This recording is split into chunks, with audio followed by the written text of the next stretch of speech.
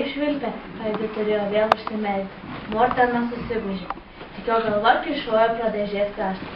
Pusiaukelėje į viršūnę pasirodė kelios ponios. Jos šnekėjo nesustodamas. Ir jei senelė ar Mortenas būtų judėję, būtų supratę, kad jos šneka kažkokia svetima kalba. Jos gyveno slėnio viešbutyje, o dabar traukė į ilgą žygį. Bet šliuožti slidėmis jiems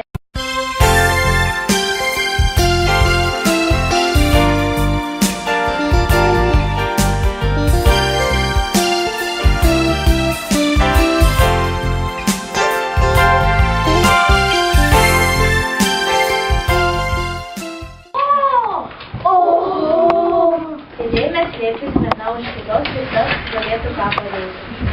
Motinas ir senelė nežmonišku greičiu lėkė į jų pusę. Joms reikėjo kuo greičiausiai trauktis į šalį. Bet kur to?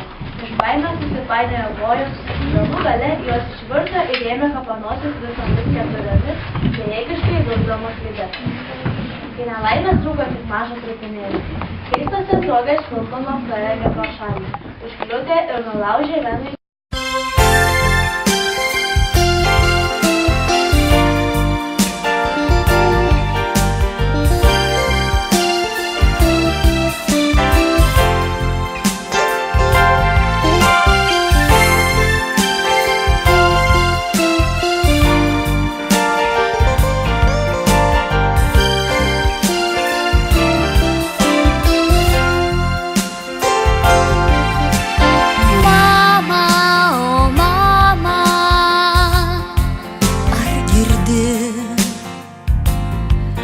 Atneš man tavo vardą, klajoklis ryto vėjas.